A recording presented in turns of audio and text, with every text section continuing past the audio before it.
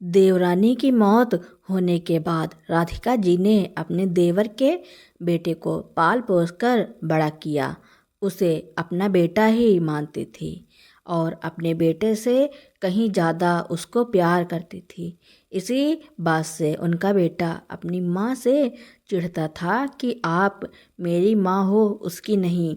धीरे धीरे उसका गुस्सा बढ़ता जा रहा था। वह अपने चाचा के लड़के से इतनी नफरत करता था कि वह इसके लिए कुछ भी कर सकता था। वक्त धीरे धीरे बदलता गया, समय बीतता गया।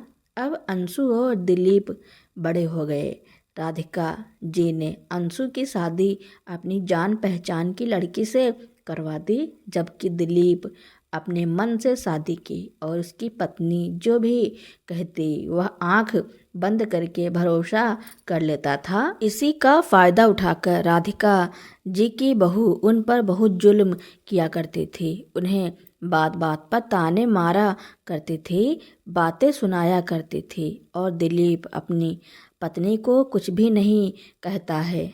राधिका जी जैसे ही घर में घुसी, पीछे से उनकी बहू ने उनकी चोटी पकड़ी और दूसरे हाथ से उनका मुंह दबा दिया। बुढ़िया, तेरी इतनी हिम्मत कि तू हमें इस घर से निकलवाएगी? दो चार लोग सहारा देने वाले क्या मिल गए, अपने आप को साहसी समझने लगी। तुझे क्या लगा था कि तू हमसे छुप कर कोर्ट से हमें नोटिस भिजवाएगी और हमें पता नहीं चलेगा? राधिका जी बेटे को उम्मीद भरी नज़रों से देखती हुई बोली, बेटा मुझे बचा ले, बोल बहू को ऐसा ना करे। राधिका जी दर्द से तिलमिला रही थी, पर राधिका जी का बेटा दिलीप बड़ी बेरुखी से चिल्ला कर बोला, क्या बोलूँ मैं, उसको सही कर रही है आपकी बहू आपके साथ, मैं इसमें कुछ नहीं कर सकता। अपने बेटे की ऐसी बेरुखी को देखकर राधिका जी का दिल भर आया। तभी अंशु पुलिस के साथ घर पहुंचा तो गरिमा और दिलीप के तो होश ही उड़ गए। पुलिस को देखते ही गरिमा झट से राधिका जी के बालों को ठीक करती हुई बोली, लाइए माँ जी, आपके बाल बना देती हूँ। कब से जिद कर रही हैं कि अपने बाल नहीं बनवाने की, तभी अपने गाल पर पड़े चटाक की आवाज़ से गरिमा जमीन पर आ गिरी। दिलीप चिल्लाता हुआ बोला, तेरी हिम्मत कैसे हुई मेरी पत्नी पर हाथ उठाने की? कि तभी दो थप्पड़ दिलीप के गाल पर पड़े। और तुम दोनों की हिम्मत कैसे हुई मेरी माँ पर हाथ उठाने की? तुम्हें क्या लगा था कि पापा के जाने के बाद तुम्हारा जो मन करेगा वह करोगे? मुझे माँ ने सब कुछ बता दिया है कि कैसे तुमने पापा के जाने के बाद उनका जीना हराम कर दिया था। दिलीप बोला, कौन बेटा? किसका बेटा? दो कौड़ी के नौकर, यह मेरी माँ है, हम चाहें जो करें, इसके साथ तुम्हें उससे कोई मतलब नहीं है। इतना सुनते ही राधिका जी ने लगातार दो तमाचे दिलीप के गाल पर जड़ दिए। खबरदार, अगर मेरे बेटे के बारे में अपनी गंदी जुबान से एक शब्द भी बोला तो तुम्हारी हलक से तुम्हारी जुबान खींच लूँगी। किस जन्म का बदला ले रहा है रे तू हमसे? अच्छा होता तू होते ही मर जाता। तुम जैसी औलाद से अच्छा तो लोग मुझे बांझ ही बुलाते तो मैं वह भी बर्दाश्त कर लेती। दूर हो जाओ मेरी नज़रों के सामने से, और खबरदार अगर मेरे मरने के बाद भी मुझे हाथ लगाया तो यह जो तुमने और तुम्हारी बीबी ने मुझे घाव दिए हैं वह तो फिर भी भर जाएंगे, पर दिल पर लगी चोट के घाव जो अब नासूर बन गए हैं वह जिंदगी भर मुझे मजबूर करते रहेंगे तुमसे नफरत करने के लिए। इंस्पेक्टर साहब, ले जाइए इन नालायकों को। पुलिस वाले भी दोनों को थप्पड़ लगाते हुए खींच कर ले गए। दोनों पति पत्नी राधिका जी के आगे गिड़गिड़ाते रहे, लेकिन आज वह नहीं मानी। राधिका जी आंगन में पड़ी कुर्सी पर धम से जा गिरी। अंशु जल्दी से दौड़कर माँ के लिए पानी लाया और अपनी पत्नी ने उनके सारे जख्मों पर मलहम लगाया। सास को देखकर ज्योति की आंखें भर आईं। माँ जी, आपने हमें पहले क्यों नहीं बताया? अंशु भी माँ के आगे हाथ जोड़कर खड़ा हो गया। माँ, मुझे माफ़ कर दीजिए, मैं बेटा का फर्ज नहीं निभा पाया। राधिका जी दोनों के आंसू पोंछते हुए बोली, अगर बेटा तुम जैसा फर्ज निभाए तो मुझे हर जन्म में तुम्हारी ही माँ बनना मंजूर है। जिसने मेरी कोख से जन्म ना लेकर भी मेरा इतना ख्याल रखा। पास रखे अपने पिता की तस्वीर को सीने से लगाकर अंशु फपक फपक कर रोने लगा। माफ़ कर देना पापा जी, मैं आपके अंतिम दर्शन करने भी ना आ सका और आपके जाते ही इन लोगों ने माँ की यह हालत बना दी। लेकिन अब मैं आपसे वादा करता हूँ कि माँ को आज के बाद कोई तकलीफ नहीं होगी। इतना कहकर वह राधिका जी के गोद में सर रखकर दहाड़े मारकर रोने लगा। अंशु राधिका जी के देवर का बेटा था। छोटी सी उम्र में ही अंशु अनाथ हो गया तो राधिका जी और दिनेश जी ने अंशु को पाल पोस कर बड़ा किया था। दिलीप की तरह उसे भी किसी चीज़ की कोई कमी नहीं होने दी थी। लेकिन अंशु के प्रति प्यार देखकर दिलीप अंदर ही अंदर जल उठता था। अंशु वकील बनना चाहता था तो दिनेश जी ने उसे बाहर पढ़ने के लिए जैसे तैसे करके पैसों का जुगाड़ किया और उसके सपने को पूरा करने के लिए उसे बाहर पढ़ने के लिए भेज दिया। अपने दोस्त की बेटी से ही दिनेश जी ने अंशु की शादी भी कर दी। दोनों हर हफ्ते राधिका जी और दिनेश जी से मिलने आते थे तो राधिका जी का दिल बहुत खुश हो जाता था। ज्योति जितने भी दिन यहाँ रहती सरिता जी की खूब सेवा करती, उन्हें कोई काम नहीं करने देती थी। यह देखकर राधिका जी बहुत खुश होती। दूसरी तरफ उनका सगा बेटा जो अपनी ही दुनिया में मस्त था, ना माँ की फिक्र थी ना पिता की चिंता। माता पिता को बिना बताए ही शादी कर ली और उनका आशीर्वाद तक लेने नहीं आया। धीरे धीरे समय बीतता रहा कि एक दिन अंशु को विदेश जाना पड़ा। वहाँ जाते ही 2 महीने बाद लॉकडाउन लग गया। लॉकडाउन लग जाने के कारण वह वापस इंडिया नहीं आ पा रहा था, लेकिन वह अपने माता पिता से फ़ोन पर हालचाल पूछता रहता था। दिनेश जी अब कुछ दिनों से बीमार रहने लगे थे। उम्र तो उनकी भी काफ़ी हो चली थी। ऊपर से यह कोरोना में घर पर रहते रहते जैसे उनका दम घुटने लगा था। लेकिन राधिका जी अंशु को कुछ नहीं बताती कि एक तो वह आ नहीं सकता, दूसरा उनकी चिंता में बस वह तड़पता रहेगा। लेकिन एक दिन अचानक वह इस दुनिया को छोड़कर चले गए और राधिका जी बेटे के होते हुए भी इस दुनिया में जैसे अनाथ हो गई थी। अंशु पिता के अंतिम संस्कार में भी शामिल ना हो सका और वही खून के आंसू पीकर रह गया था। इधर दिलीप पिता के साथ इधर दिलीप पिता के जाते ही राधिका जी पर दबाव बनाना शुरू कर दिया कि सब कुछ मेरे नाम पर कर दो। राधिका जी इसका विरोध करती तो उसकी पत्नी उनके साथ मारपीट करने लग जाती। कुछ दिन ऐसा ही चलता रहा, लेकिन उस दिन तो हद ही हो गई जब राधिका जी ने पेपर को फाड़कर फेंक दिया तो बहू ने गुस्से में गरम प्रेस उनके दोनों हाथों पर रख दी। राधिका जी बिलबिलाती रहीं पर बेटे ने कुछ नहीं कहा। अपनी बेबसी देखकर राधिका जी ने हालातों से समझौता करना सीख लिया था और सारे पेपर पर साइन कर दिए। एक दिन राधिका जी ने कुछ पैसे क्या मांग लिए। बेटा भड़क उठा, माँ, दिनों दिन आजकल आपके तो खर्च बढ़ते ही जा रहे हैं। क्या पैसे पेड़ पर उगते हैं कि पेड़ हिलाओ और पैसे बीन लो? मुझे मेहनत करनी पड़ती है, तब कहीं जाकर पैसा आता है, समझी आप? दिलीप बड़े ही तैस में माँ से कहता जा रहा था। तब उसकी माँ ने कहा, अरे बेटा, मेरी ज़रूरत तुम्हें खर्च लगने लगे हैं। हम लोगों ने क्या कुछ नहीं किया। कैसे तेरे पापा और मैं दूसरों के खेत जोतने का काम किया ताकि 2 वक्त की रोटी तुझे खिला सकूं। इतना ही नहीं, तेरे पापा ने दूसरों की अनाज वाली बोरी मंडी तक बेचने ले जाते थे। तुझे पढ़ाने लिखाने की खातिर हम लोग ने खेत खरीदे जिसमें तेरी पढ़ाई में पैसों की वजह से रुकावट ना आए। और आज तू मेरे लिए मेरी ज़रूरत का फिजूल के खर्चे कर रहा है। मुझे चश्मे की ज़रूरत है। अगर उसकी डंडी ना टूटी होती तो अभी नया बनवाने को ना कहती। कम से कम उसकी दूसरी डंडी ही लगवा दो। उसकी वजह से ना तो चश्मा लग पा रहा है और ना ही सर दर्द दूर हो रहा है।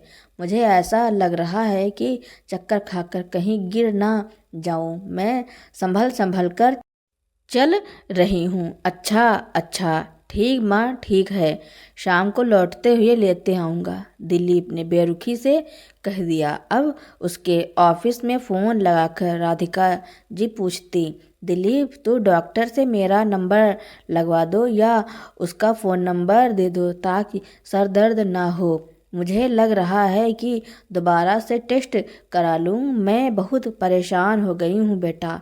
तब उनका बेटा दिलीप बहुत उखड़े स्वर में कहा, अरे माँ, क्या ऑफिस में फ़ोन लगाकर परेशान कर रही हो? यह भी नहीं होता कि खुद से देख ले, और नहीं तो इतना तो गरिमा को ही बोल देती, पर यह भी नहीं होता आपसे। मुझे परेशान करने का बस बहाना चाहिए आपको, जैसे मुझे परेशान करने में आपको मज़ा आता है, और बस कुछ नहीं। बेटा बेटा सुन तो मेरी बात। वह पूरी बात ही नहीं कह पाती और फ़ोन रख देता है और उनकी बहू से वह कुछ बोले। उनकी कहाँ इतनी मजाल। घर में दिलीप ने सिर पर इतना चढ़ा लिया कि राधिका जी से बात करना ही पसंद नहीं करती थी। वह तो घर के काम बिन बोले कर देती थी। वह दिलीप की माँ हमेशा खाना बनाती, उसकी ज़रूरत से पहले उसके काम कर देती थी। पर गरिमा को क्या, उसे उनके आने से सहूलियत थी। जिम्मेदारी तो राधिका जी घर की निभा ही रही थी। मजाल है कि कहीं धूल का नामो निशान दिख जाए। दिलीप और गरिमा उनका कभी कोई एहसान नहीं मानते। जब से शहर आई, पति की यादों से दुखी नहीं रहना चाहती थी। बस वह बिजी रहकर अपने दुख दर्द को भुलाना चाहती थी। बहू भी ऐसी मिली कि कुछ पूछ ही मत। वह तो एक की 4 सुनाने वालों में से थी। खैर, उनका सिर दर्द से फटा जा रहा था। उन्होंने माइग्रेन की शिकायत थी। अगर चश्मा ना लगे तो सर भारी सा हो जाता था। इससे बहू बेटे को क्या फ़र्क पड़ता है। घर मकान तो उनके नाम हो ही चुका था। पति के गुजरने के बाद शहर में माँ को दिलीप ले आया और उसने मकान खेती के पेपर पर ज़बरदस्ती साइन करवा लिए और कहा, माँ, यहाँ गांव में अकेले रहकर क्या करोगी? मेरे साथ अपने घर में रहना और ठाठ से रहना। शहर वाला घर वह भी पापा ने दिलाया था, वह भी तो आपका ही है। दिलीप अपनी चिकनी चुपड़ी बातों में गांव का घर खेती बेचकर माँ को ले आया था। अब वह पति के गुजरने के बाद बेटे के साथ रह तो रही थी, पर उनका मन नहीं लगता था। उनसे तो सुकून से मीठे बोलने के लिए कोई नहीं था। वह तरसने लगी थी कि कोई उनके पास आए, बोले, पर ऐसा नहीं हो रहा था। उसने बहू बराबर काम कराती। उनके घर के नौकर को देने वाले पैसे भी बच जाते थे। इसलिए गरिमा को राधिका जी का आना एक सुखद एहसास बन गया था। सास बहुत काम तो कर लेती थी, वह भी बिना थकान के। उसे काम करना बिल्कुल ही नहीं आता था। पर आज उन्हें अपने पति दिनेश जी की एक एक बात याद आ रही थी। वह कहते थे, देखो राधिका, मैं जब तक हूँ तब तक हाथ में रकम रखूँगा, नहीं तो हाथ खाली होते ही कोई इज्जत नहीं रहती, ना ही कोई साथ देता है। आज राधिका जी को चश्मा ठीक करने के लिए बेटे के आगे हाथ फैलाना पड़ रहा था, पर करे भी तो क्या करे, उसके पास कोई रास्ता ही नहीं बचा था। वह बेटे के मुंह में खेती मकान बेच दिया और शहर वाला घर भी उसने अपने नाम कर लिया। इसी कारण वह बेबस महसूस कर रही थी। बहू गरिमा की किटी पार्टी थी तो वह तैयार होकर निकल गई। अब तो उनसे जितना काम हो सकता था उन्होंने किया। रात हुई तो बोली, बेटा दिलीप, मेरा चश्मा बन गया कि नहीं? मेरा सर बिना चश्मे के बहुत भारी भारी लगता है। तब वह कहने लगी, माँ, मेरे पास एक ही काम नहीं है कि आपका चश्मा बनवाने बैठा रहूं। मेरे पास ऑफिस के अलावा हजारों काम हैं। आप खुद क्यों नहीं चली जाती हैं? खुद भी तो बनवा सकती हैं। तब इतना सुनते ही वह बोली, बेटा, एक तो तूने ना तो चश्मा बनवाया, ना ही मुझे डॉक्टर से दिखाने ले गया। मैं ही मेडिकल से सिर दर्द की गोली ले आती। आज कल तो मुझे पैसा भी नहीं देता। अब बता, मैं अपनी परेशानी तुझसे नहीं कहूँ तो किससे कहूँ? आखिर बेटा है तू मेरा, बहुत पराया खून है, उससे क्या उम्मीद करूँ? उसे वैसे भी तूने सर पर चढ़ा कर रखा हुआ है। उससे कुछ बात ना करूं वही मेरी बेहतरी होगी, क्योंकि कुछ भी बोलो तो नमक मिर्च लगाकर झगड़ा करती है। वह ऐसी ही है। खैर बेटा छोड़ो, तू मुझे अभी 1,000 रुपये दे दो। जितनी ज़रूरत होगी उतने ही ले लूँगी, बाकी के पैसे वापस कर दूँगी। फिर वह कहता है, ठीक है माँ, कल ले लेना। अब वह रात में जैसे तैसे सो जाती है।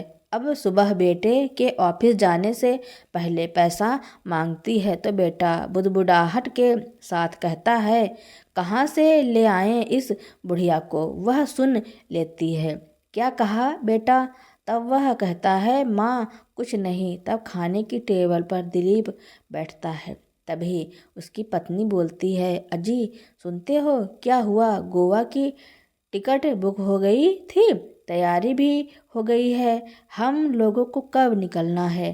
तब राधिका जी कहती हैं, अरे दिलीप, तूने बताया नहीं कि तुम लोग कहीं घूमने जा रहे हो, घर में मेड भी नहीं है। तब वह कहता है, माँ तुमसे पीछा छूटे इसलिए हम लोग जा रहे हैं। इतना सुनकर वह कहती है, अरे बेटा कैसी बातें कर रहा है, मैं तेरी माँ हूँ।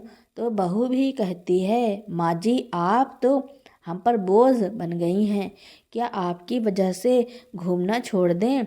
ऐसी बोरिंग लाइफ कौन जीता है भला?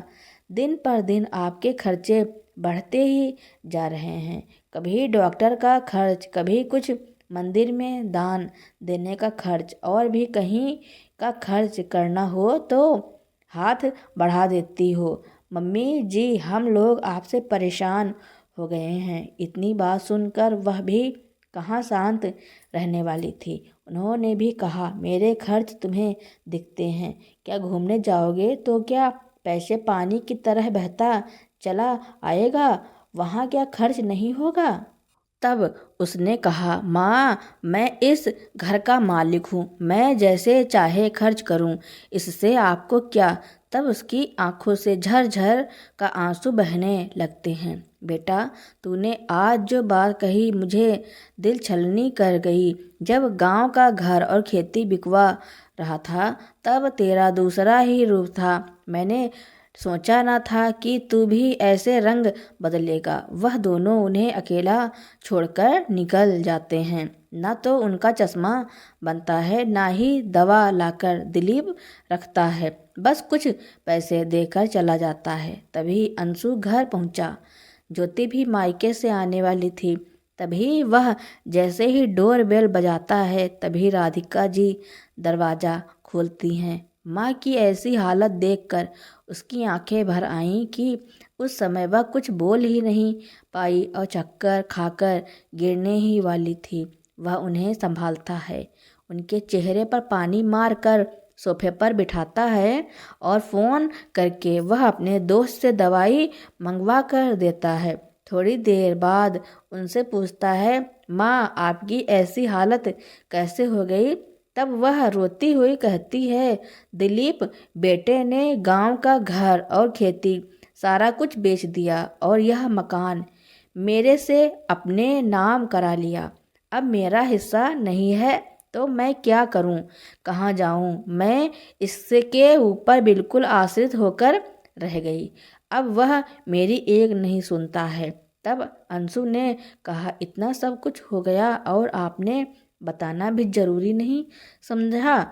माँ जी आप चिंता ना करें, मैं वकील हूँ, मैं किस काम आऊँगा? आप चाहें तो अपना घर वापस ले सकती हैं। यह नया कानून बना है कि बेटा यदि बूढ़े माँ बाप की देखभाल ना करे और दुर्व्यवहार करे तो आप मानसिक प्रताड़ना का केस लगा सकती हैं और आप अपना घर अपने नाम पर वापस ले सकती हैं। अब उन्हें अंशु की बात समझ आ जाती है। इस तरह वह दिलीप के खिलाफ केस लगा देती है। अंशु उनका चश्मा भी बनवा देता है। उनकी कानूनी प्रक्रिया होने में थोड़ा बहुत समय लगता तो है।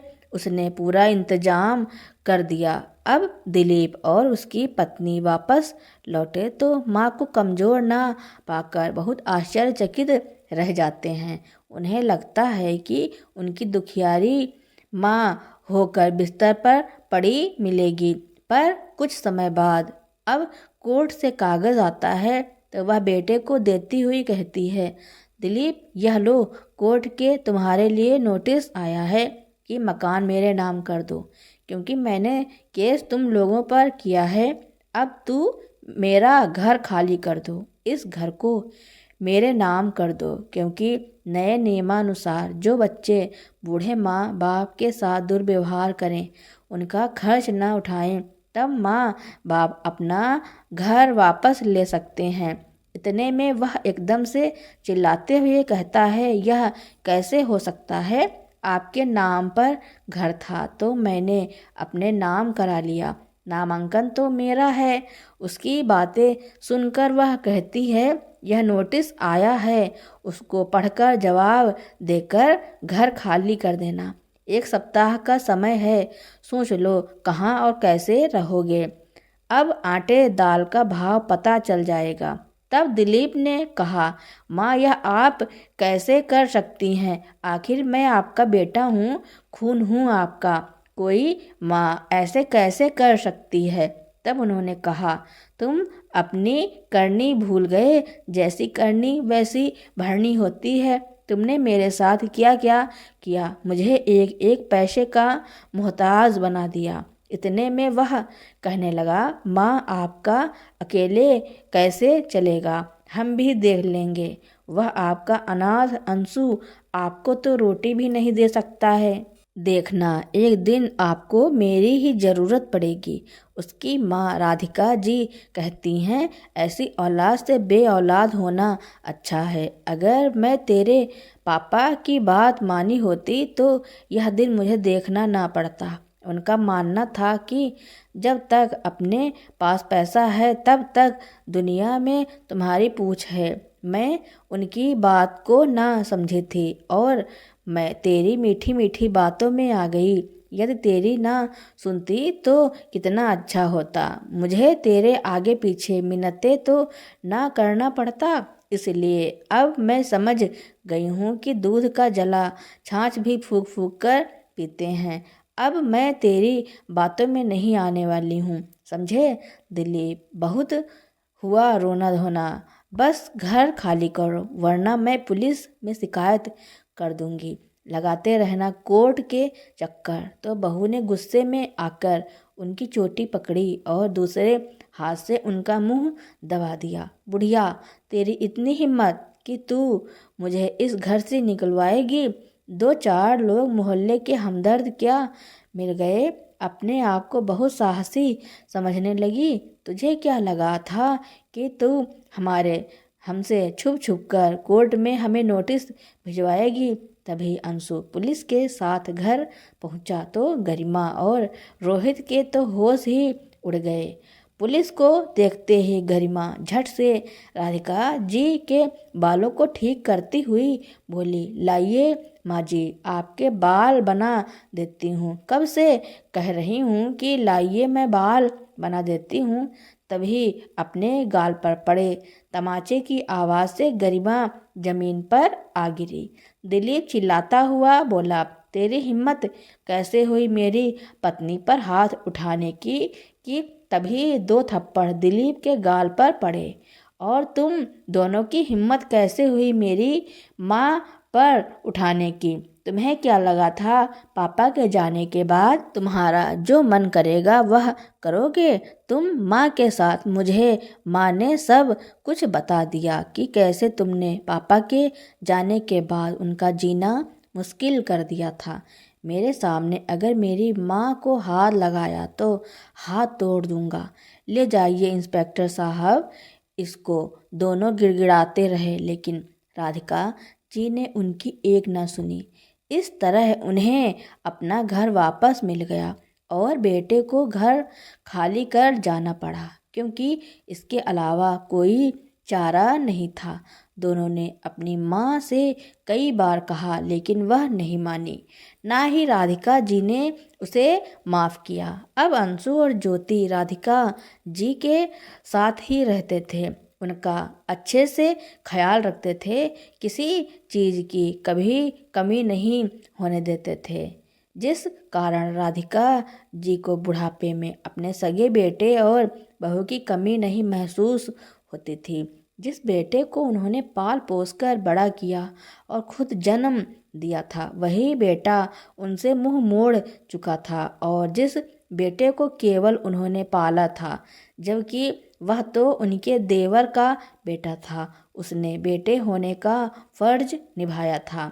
तो दोस्तों, राधिका जी ने अपने बेटे और बहू के साथ जो किया उसके बारे में आपका क्या कहना है, और यह कहानी आपको कैसी लगी कमेंट में ज़रूर लिखना। मेरी कहानी सुनने के लिए आपका बहुत बहुत धन्यवाद।